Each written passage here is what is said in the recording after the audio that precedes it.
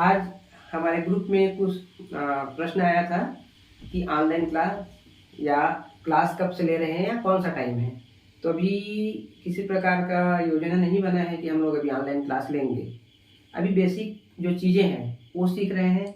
जैसे लगभग हम सभी 5वीं के बच्चे हैं और 5वीं में जो है ना गणित में जो दिया गया है उनको हम क्रमशः हल करते हुए चलेंगे।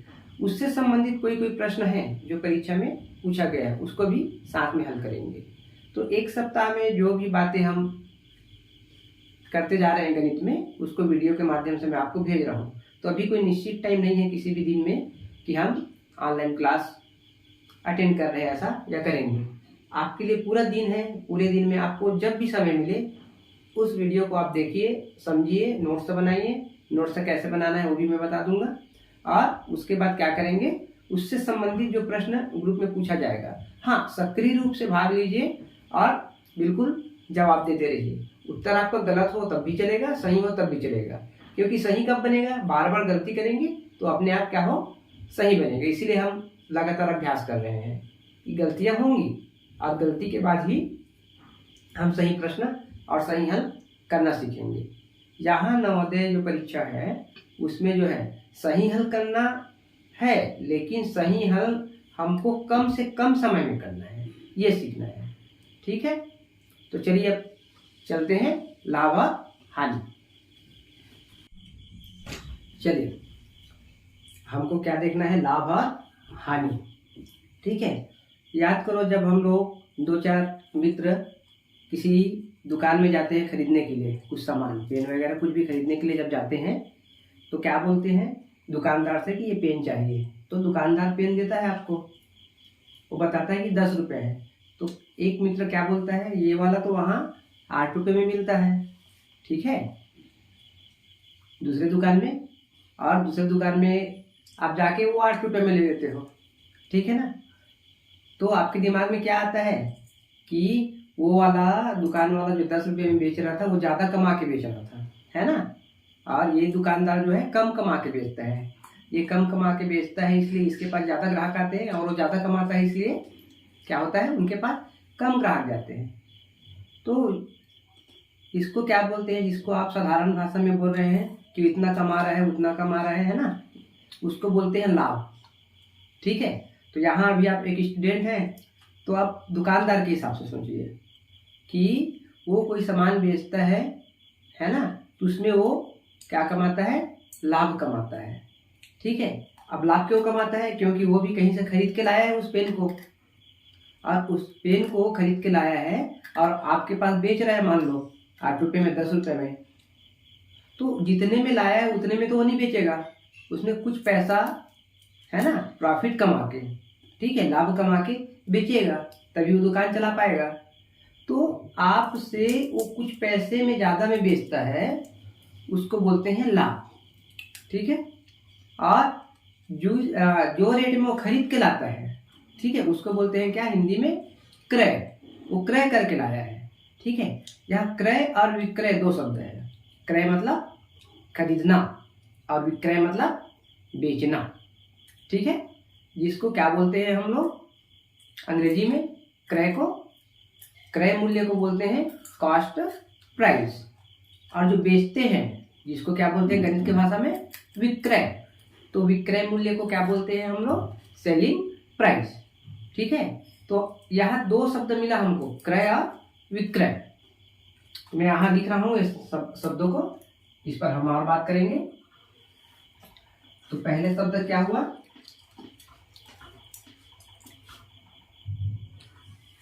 क्रय, और दूसरा शब्द हुआ विक्रय।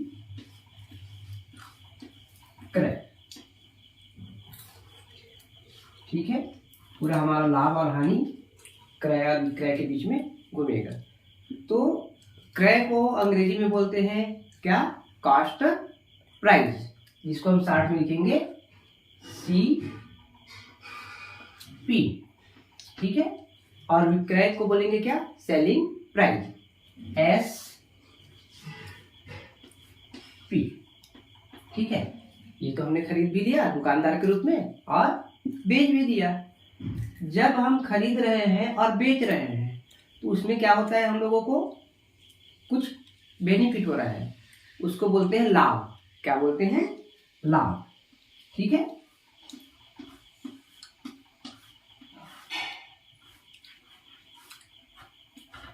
जिसको क्या बोलते हैं? प्रॉफिट।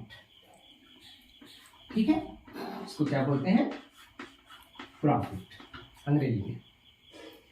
अब आ जाते हैं लाभ। तो हो गया। कभी कभी क्या होता है, कुछ नुकसान भी हो जाता है, ठीक है ना। और उसी नुकसान को दुकानदार, कभी क्या होता है, सामान लाए तो रहते हैं, कुछ टूट फूट हो जाता है, तो टूट फूट हो जाने से क्या होता है, उसको जो रेट में लाया है, खरीद के लाया है क्रय करके, उससे उनको कम में बेचना पड़ता है। और जब वो कम में बेचता है तो उनको क्या हो जाता है? नुकसान हो जाता है। उसी को हम गणित की भाषा में बोलते हैं क्या? हानि। ठीक है, क्या बोलते हैं उसको? हानि, जिसको अंग्रेजी में बोलते हैं लॉस। ठीक है, तो हमारा जो पूरा लाभ और हानि का जो सवाल है, इन्हीं 4 शब्दों पे चलेगा। एक बार पुनः, क्रय मतलब खरीदना, विक्रय मतलब बेचना। क्रय मतलब कॉस्ट प्राइस और विक्रय मतलब सेलिंग प्राइस। ठीक है, लाभ मतलब प्रॉफिट और हानि मतलब लॉस। तो ये 4 जो शब्द है, पुनः मैं बोल रहा हूं आपको, लाभ मतलब फायदा हुआ और हानि मतलब नुकसान हुआ। तो गणित में लाभ और हानि में कुछ सूत्र है, उसको उसी के माध्यम से सवाल को हल किया जाता है, लेकिन हम उस सूत्र को बाद में सीखेंगे, पहले हम सवाल हल करते हैं। ठीक है, ओके। चलिए भाई, एक सवाल है आपके लिए। एक दुकानदार ने 525 रुपए में एक पंखा खरीदा और 575 रुपए में बेचा, तो उसे कितना लाभ या हानि हुआ? देखो, इस प्रश्न में क्या पूछा गया है? लाभ हुआ है कि हानि हुआ है ना। आपको बताया नहीं गया है, आपसे पूछा गया है कि लाभ हुआ है या हानि हुआ है। तो हमको क्या ध्यान देना है? क्रय मूल्य। ठीक है, कॉस्ट प्राइस। तो देखते हैं क्रय मूल्य क्या है। क्रय मूल्य बराबर है आपका 525 रुपए। ठीक है, और बेचा, बेचा मतलब विक्रय किया, बेचा मतलब विक्रय किया, विक्रय मूल्य बराबर क्या है? 575। हमारे जिसके लिए हम तैयारी कर रहे हैं, JNV के लिए, वहां ऐसे बनाने का काम नहीं है। वहां आपको सब काम रफ में करना है, दिमाग में करना है, और केवल टिक मार्क करके आगे बढ़ना है। इसलिए हम जबकि जमा के आगे बनाते हुए नहीं रहेंगे, बल्कि एक शॉर्टकट जो है ना, वो ट्रिक सीखेंगे, जिससे कि आप जल्दी से जल्दी बना सके। तो इसके लिए आपको एक चीज गांठ बांध के रखना है कि यहाँ जो दिया गया है वो चीज पहले आपको पकड़ना है। तो 2 चीज दिया गया है, क्रय मूल्य और विक्रय मूल्य। अब 2 चीज मिल गया, तो उसमें आपको क्रय मूल्य को बहुत ध्यान से देखना है। ठीक है, इससे ही आपको पता चलेगा कि लाभ हुआ है कि हानि हुआ है। क्योंकि यहाँ प्रश्न में एक लाइन में पूछा गया है कि लाभ हुआ या कि हानि हुआ। तो हमको क्या ध्यान देना है? क्रय मूल्य को। तो क्रय मूल्य मतलब दुकानदार जो खरीद के लाया है उस पंखे का मूल्य, वह है 525 रुपए। अब ध्यान देना है, यदि क्रय मूल्य 525 रुपए है, तो यदि इससे कम में बेचेंगे तो नुकसान में रहेंगे, मतलब हानि। और 525 से ज्यादा में बेचेंगे तो क्या होगा? फायदा, जिसको बोलते हैं, है ना, गणित की भाषा में लाभ। ठीक है, अब यहां देखते हैं, क्रय मूल्य 525 है और विक्रय मूल्य, बेचने का मूल्य क्या है? 575। तो इतना तो हम समझते हैं कि 525 ज्यादा है कि 575। तो अब बता सकते हैं ना कि 575 ज्यादा है। तो क्रय मूल्य से विक्रय मूल्य ज्यादा है, मतलब क्या होगा? हमको लाभ होगा। क्या होगा? लाभ होगा। अब जब लाभ होगा तो एकदम से हम क्या करते हैं? लाभ होगा तो लाभ भी लिख देते हैं यहाँ पर। हमको पता चल गया कि क्रय मूल्य से विक्रय मूल्य ज्यादा है, तो क्या होगा, लाभ होगा। अब लाभ होगा वो कैसे पता चलेगा, वो ऐसे पता चलेगा कि हमने बेचा कितने में, 575 रुपए में, ठीक है, और हम खरीद कितने में लाए थे, 525 रुपए में। अब देखते हैं इसको क्या करना है, घटाना है। क्या करना है, घटाना है। तो ये 5 में 5 गया 0, 7 में 2 गया 5, और 5 में 5 गया 0, 0 मतलब कुछ नहीं। तो हमको लाभ कितना हुआ, 50 रुपए, ठीक है।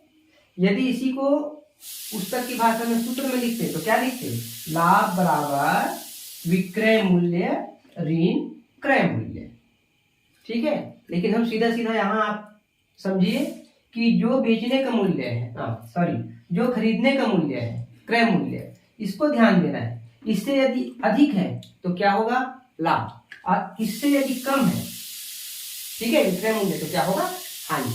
तो ऐसे हम बहुत जल्दी से इसको बना सकते हैं, ठीक है। तो ये जो सूत्र यदि आपको याद नहीं है तब भी आप इसको ऐसे देख के बना सकते हैं। चलिए एक सवाल अलग तरीका से और समझते हैं, ठीक है। चलिए इससे पहले अभी सवाल बनाए थे, उसका जो सूत्र प्राप्त हुआ था उसको यहाँ लिख लेते हैं। लाभ बराबर क्या हुआ था, विक्रय मूल्य। क्या हुआ था, विक्रय मूल्य, विक्रय मूल्य ऋण क्रय मूल्य, ठीक है। यह हमको क्या हो गया था, अपने आप सूत्र प्राप्त हो गया था। अब देखते हैं इसको, यदि आप अंग्रेजी में लिखना चाहे तो लिख सकते हैं विक्रय मूल्य, ठीक है। बेचने का मूल्य मतलब selling price minus cost price. ये किसके लिए है, प्रॉफिट के लिए है। किसके लिए है, प्रॉफिट के लिए। Profit is equal to SP minus CP। ये आपने बनाया है ना। अब एक और सूत्र बनाते हैं आपके साथ मिलके, और यहाँ भी आपको ध्यान देना है, इसमें क्रय मूल्य में, कॉस्ट प्राइस में। तो चलिए देखते हैं। बलराम ने एक घड़ी 330 रुपए में खरीद कर 250 रुपए में बेची, बताओ उसे कितना लाभ या हानि हुआ। यहाँ भी प्रश्न में पूछा गया है क्या, लाभ हुआ कि हानि हुआ, और लाभ हुआ तो कितना या हानि हुआ तो कितना। तो यहाँ भी हम देखते हैं कि क्या दिया गया है, दो चीज दिया गया होगा, है ना, कोई दो तो दिया जाता है। तो देखते हैं 330 रुपए में खरीद कर मतलब क्रय करके, तो क्रय मूल्य क्या हुआ, क्रय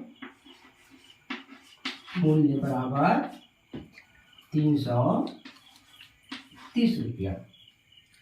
बेची कितने में, 250 रुपए में बेची, तो बेचना मतलब विक्रय करना। विक्रय मूल्य बराबर कहाँ है ये, 250 रुपए, ठीक है। अब फिर वापस आते हैं कि आपको अपना दिमाग लगाना है कि हमने खरीदा कितने में है, क्रय कितने में किया, 330 रुपए में, और इसको बेचे कितने में, 250 रुपए में। जब हम 330 रुपए में ध्यान देते हैं तो 330 से 250 छोटा है कि बड़ा है, छोटा है। 330 रुपये और 250 रुपये, तो 250 रुपये क्या हो गया, छोटा है। मतलब हमको ये समझ में आ जाना चाहिए कि 330 में खरीदे हैं और 250 में बेच रहे हैं, मतलब हमको नुकसान हुआ है। क्या हुआ है, नुकसान। इसको गणित की भाषा में बोलते हैं क्या, लॉस और हानि। तो चलिए अब इसको कैसे निकालेंगे, हानि तो वो हमको पता चल गया, मैं यहाँ लिख देता हूँ क्या, हानि, ठीक है, या फिर लॉस। तो हानि बराबर क्या होगा, अब देखते हैं क्या है कि जो बड़ा है, देखिए हानि हमको पता चल गया, अब इसमें जो बड़ा है उसको रखेंगे सामने, 330 माइनस 250, ठीक है। देखिए शून्य में शून्य, शून्य, 3 में 5 ले जा सकता है, इसलिए यहाँ से 1 ले गए, तो 13 में 5 मतलब कितना हो जाएगा, 13 में 5 8 5 13, ये 80। ठीक है, और ये आपका क्या हो गया, कुछ नहीं मतलब शून्य। एक बार और आप करके देख सकते हैं कि 250 रुपये में 330 रुपये में 250 को घटाए तो कितना बचा हमारे पास, 80 रुपये। लेकिन 80 रुपये क्या है, हानि है। क्या है, हानि है। तो हानि का सूत्र हम बना सकते हैं यहीं से। हानि बराबर क्या किए हम लोग, ये 330 क्या है, क्रय मूल्य। क्या है, क्रय मूल्य। घटाए किसको, विक्रय मूल्य को, माइनस विक्रय मूल्य। ये सूत्र बन गया हमारा। हानि बराबर क्रय मूल्य माइनस विक्रय मूल्य, और जो आएगा वो क्या है, हानि है। ठीक है, तो हम बता सकते हैं कि हमने 330 रुपये में खरीदा और 250 रुपये में बेचा, तो बलराम को कितना नुकसान हुआ, 80 रुपये का हानि हुआ, 80 रुपये का नुकसान हुआ, 80 रुपये का क्या बोल सकते हैं, लॉस हुआ। ठीक है, तो ये इस प्रकार आपको केवल मुख्य रूप से क्या देखना है, क्रय मूल्य। क्रय मूल्य से यदि हम कम में बेचते हैं तो नुकसान है, और क्रय मूल्य से ज़्यादा में बेचते हैं तो क्या है, लाभ है। ठीक है, इस प्रकार लाभ आपका हानि, और इसी से हमारा क्या निकल गया, सूत्र भी निकल गया। ठीक है, चलिए एक और देखते हैं इसी से संबंधित, जिसमें आपको यदि लाभ दिया है या हानि दिया है तब हम क्रय मूल्य या विक्रय मूल्य कैसे निकालते हैं। ठीक है, आज के लिए एक आखिरी सवाल। चलिए आज के लिए तीसरा और आखिरी सवाल, बाकी सवाल हम कल हल करेंगे। देखते हैं क्या लिखा है। यदि एक पंखा 900 रुपये में खरीदा और उसे बेचने में 70 रुपये की हानि हुई तो विक्रय मूल्य बता। यहाँ भी दो चीजें दिया गया है। क्या दिया गया है, खरीदा, खरीदा मतलब क्रय मूल्य, क्रय मतलब कॉस्ट प्राइस। ठीक है, कितना है, 900 रुपये, और क्या कहा गया है, बेचने में 70 रुपये की हानि हुई। यहाँ दिया गया क्या, हानि, कितना,